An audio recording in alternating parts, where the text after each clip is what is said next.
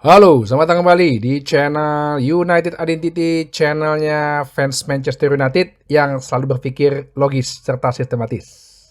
Sekali lagi gue ucapin terima kasih kepada teman-teman yang selalu mendukung channel ini. Semoga channel ini semakin besar dan semakin bisa mempengaruhi, bukan mengaruhi ya, mengedukasi gitu ya. Bersama-sama, gue juga termasuk mengedukasi diri gue sendiri agar fans United semakin berpikir logis dan sistematis. Jadi ada beberapa poin bahasan ya. Yang pertama sih, gue agak sedikit membahas mengenai hasil wawancaranya Andre Onana dengan The Telegraph gitu. Yang dikabarkan sih nih kayaknya banyak yang menganggap ini nggak takut salah nih kata-katanya gitu. Jadi si Andre Onana itu berkata bahwa dia kayak memberi pesan lah kepada para fans, katanya bahwa yang akan kalian lihat ya, untuk musim depan adalah bahwa si Andre Onana sendiri akan banyak mengambil resiko. I will take a lot of risks ya, karena bahwa gue udah ucapkan juga bahwa kita nih udah melakukan persiapan dan musim ini kayaknya this is it gitu loh. Kayaknya inilah musim yang mungkin maksudnya menjadi pembuktian ya. Musim yang bisa mereka berikan terbaik, percaya, dan dia akan menikmati musim ini dimulai dari dimulai dari pertandingan pertama, dimulai dari musim ini pun dimulai gitu ya. Nah, ini kan sebenarnya banyak yang udah siap-siap nih. Wah, udah disebut kata-katanya udah di capture gitu ya, screen capture untuk ya menunggu kalau Andre Onana blunder gitu kan. Nah, ya percaya diri sih nggak apa-apa gitu loh. Percaya diri sih nggak apa-apa gitu ya. Itu kan haknya dia gitu loh. Kalau masalah nanti ada blunder kita kan nggak tahu gitu. Kalau nggak blunder, ayo, ya kan. Semua kan tergantung tim worknya, pemain-pemainnya gimana. Nah itu semua. Cuman yang gue bilang mungkin maksudnya si Andre Onana I will take risk ini, gue udah pernah ngejelasin ya bahwa nanti gameplaynya Manchester United pada saat membangun serangan, Andre Onana itu adalah menjadi orang pertama yang mendistribusikan bola. Kalau lu lihat di beberapa tim kan biasanya kan kalau nggak defensive midfielder, center back tuh si first delivery man gitu istilahnya, orang pertama yang mengalirkan bola. Ya memang sebenarnya kita beruntung sih Kak dengan memiliki Andre Onana yang mempunyai atribut handling ballnya bagus gitu ya, ketenangan, terus visinya dalam distribusi bola itu juga bagus, baik bola-bola pendek maupun long ball passingnya ke depan. Nah, ini yang nanti lu bakal sering lihat gitu loh. Dia akan sering mungkin agak maju sedikit di garis depan kotak penalti untuk coba mendistribusikan bola supaya nanti kan berarti kan garis penyerangannya lebih naik gitu loh ya.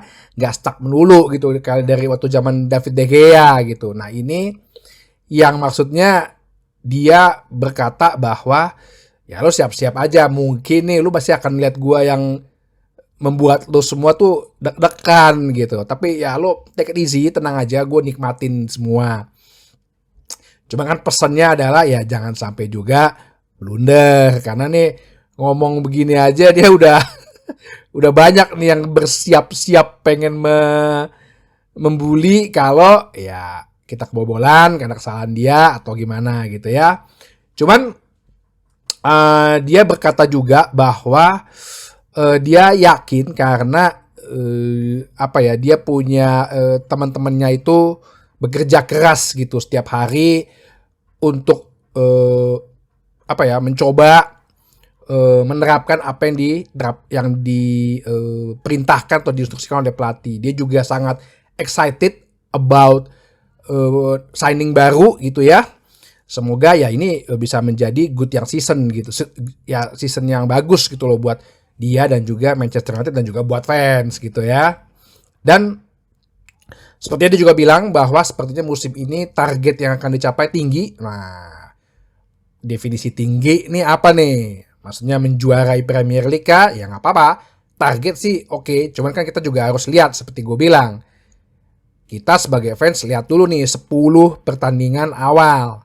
Kemarin gameplaynya kan udah pernah gue jelasin apa yang dilakukan oleh Ten Hag, perubahan strategi apa yang dilakukan oleh Van Nistelrooy, strategi apa dalam penyerangan. Nah, kita akan lihat nih bisa diimplementasikan nggak nanti pada saat pertandingan mulai dari game 1 sampai game 38. Nah, itu yang mesti kita perhatikan.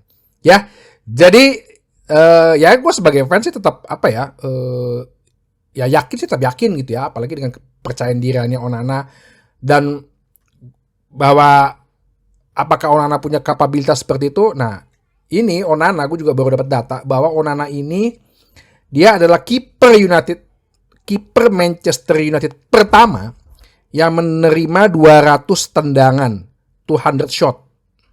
Dan dalam 200 shot itu dia melakukan save shot dari inside box penalti ya.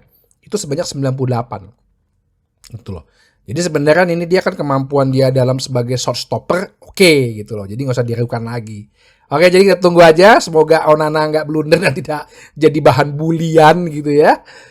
Oke, terus kabar kedua mungkin ya kemarin gua bahas Serge Berge. Tapi kayaknya sih media gitu ya langsung banyak menghubungkan pemain-pemain tengah gitu yang dimana gua sendiri sih nggak mau ngebahas itu karena sumbernya juga bukan sumber-sumber yang terpercaya gitu. Langsung lah semua pada bilang, kenapa nggak Yusuf Fofana? Kenapa yang dari Monaco? Kenapa? Gue pernah bahas sih Yusuf Fofana. Dia kan lebih kepada number 8 kan sebenarnya, hampir sama dengan Kobbie Mainoo sebenarnya perannya. Terus kenapa nggak si Richard Rios? Richard Rios sih bagus nih. Yang dari Kolombia yang kemarin di Copa America. Terus kenapa bukan si Anton Stark? Anton Stark ada pemain Jerman dari Hoffenheim. Banyak deh pemain-pemain. Zubimendi juga di ini. Ya, kita percayakan aja dan gue rasa Ineos menurut gue satu langkah yang positif. Mereka bisa menjaga kerahasiaan dalam perekrutan pemain. Ini kan yang selalu kadang-kadang bocor dulu, media nge-blow up, harga dinaikin. Ujung-ujungnya Manchester United memenuhin harga itu. Itulah yang gue bilang, secara bisnis rugi, secara pemain juga kena mental. Nah ini. Nah permasalahannya lagi mungkin yang satu hal yang penting gue pengen bilang. Satu, McTominay gagal dijual. Kayaknya Fulham menarik diri dengan angka 30 juta pound. Sedangkan Chelsea aja bisa menjual Conor Gallagher gitu ya.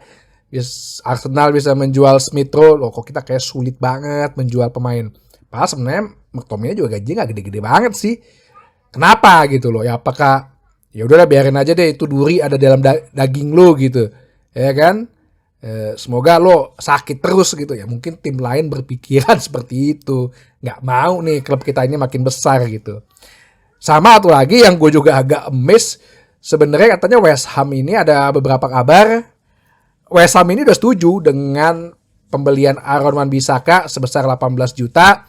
Dan mungkin gajinya nggak gede-gede banget. Tapi konon katanya, nih gue belum cross check banget nih. Tapi kalau emang tuh bener sih agak-agak kurang ajar juga nih Wan-Bissaka. Dia minta fee out gitu istilahnya. Fee untuk dia keluar gitu. Ya agak gak masuk akal. Tapi ya kalau gue bilang masih mungkin secara bisnis ya. Dia juga berpikiran gaji gue mungkin akan turun di sana atau sama aja. Ya dia berpikir secara material gitu ya. Dia bilang, ya gue butuh fee out dong. Lo kan pengen gue keluar nih. Oke gue keluar. Tapi kasih gue fee out. Nah, ini yang mungkin nanti akan didiskusikan dengan Ineos. Ya kuat-kuatan mana negosiasinya antara agennya AWB atau pihak manajemennya AWB dengan Omar Berada dan Jean Claude Blanc gitu. Dengan Sir Dave Brailsford gitu ya. Kita lihat. Jadi itu aja sih untuk kabar kali ini. Mungkin nanti akan gue kasih lagi kabar-kabar selanjutnya. Dengan gue bahas secara logis dan sistematis. Tetap di channel United Identity, channelnya fans Manchester United yang selalu berpikir logis dan sistematis. Terima kasih.